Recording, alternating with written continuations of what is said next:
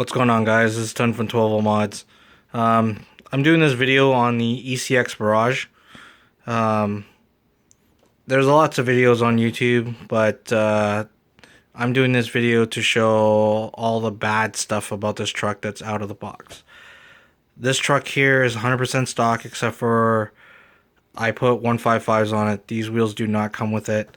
It comes with just a cheap plastic 1.9 rim with the Vulcan tires, and the tires actually glued on the rim. But here's the thing, for the price of this thing, this is an amazing little rig for the price.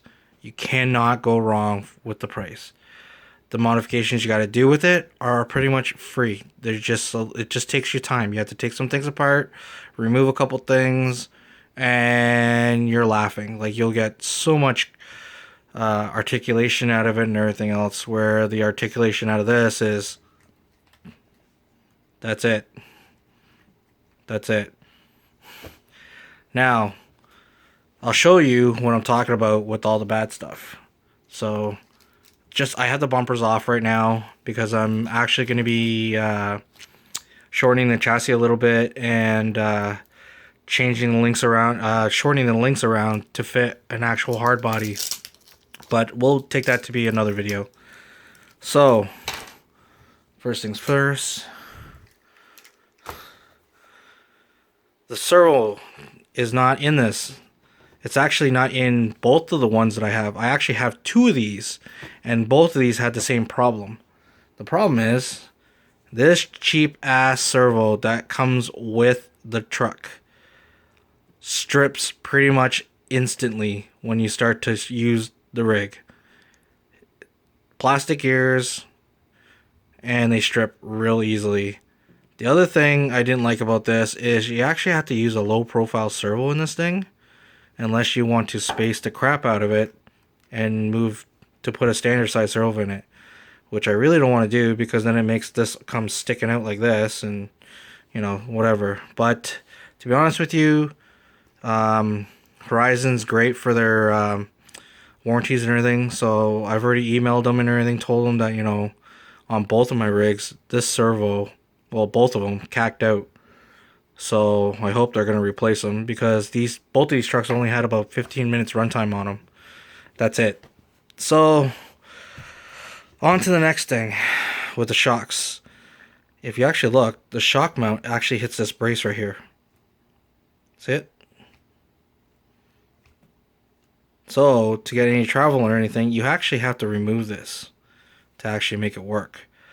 The other one, the other Barrage that I have, I've already done all these modifications, so I'm going to show you afterwards. But this is the stock one, so I just wanted to show you all the problems.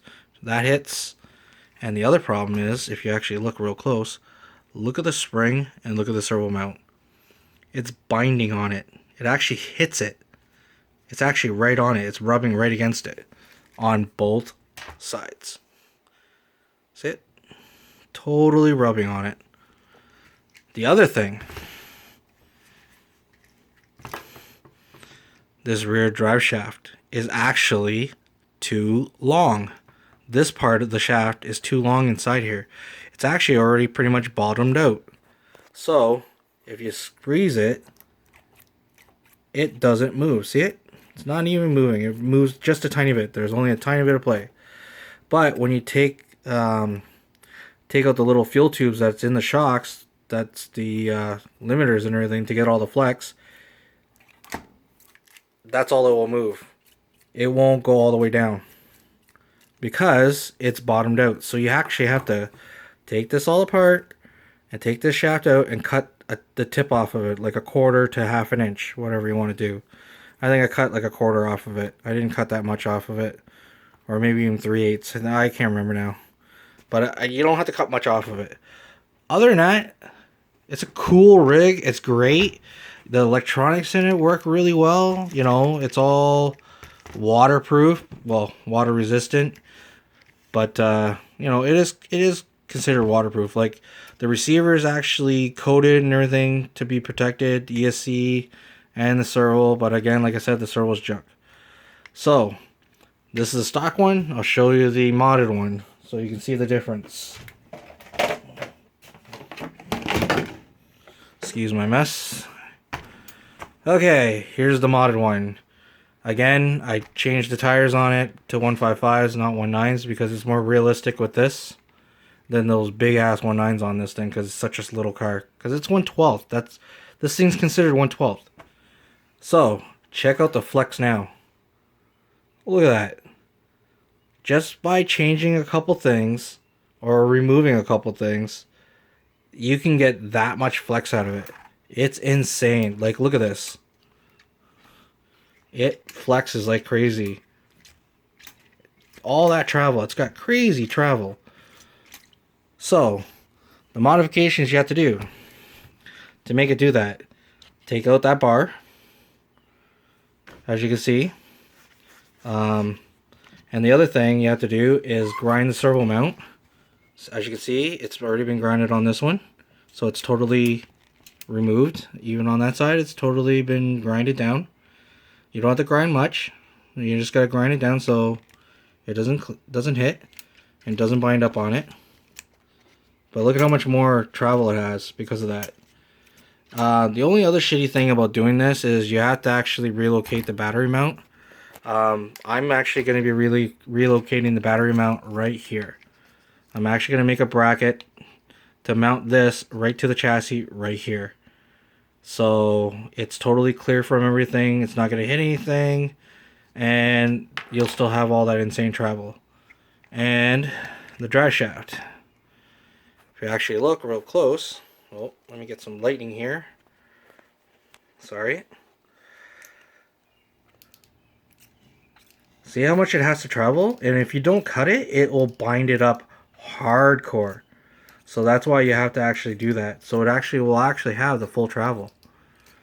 That's the only modification you have to do to the rear. Just take out the fuel tubes out of it. Right? Out of the shocks. Because there's like a big chunk of fuel tube. It's like an inch long on each of them. And you take them out and that will give you all that travel. And that's all you have to do to the rear is cut that drive shaft so it actually will flex. The front's a little bit more work, but whatever. It works. You know, I'm happy with these little guys for the money. You can't go wrong, honestly. You can't go wrong at all. So, just to let you guys know what body I'm going to actually put on this, because like I said, I don't know if I said it or not, but I am modifying this. I am cutting the chassis and shortening the links a little bit so I can actually fit the Tamiya two-door Jeep hardbody. So this bad boy is going on the other one because the other one's mine. This one's my buddy's. I already sold it to him. I'm just changing a couple things for him and all that. But yeah, it'll make an awesome short wheelbase 110 class 1 rig. That's what I'm building. So any of you guys that want to do a short wheelbase vehicle and you have a body, like a hard body in that has a full interior and everything, get this, man, because look at how tiny this shit is. Like, the transmission is so small because it's only a 370 motor in it. And this thing has lots of power and torque, man.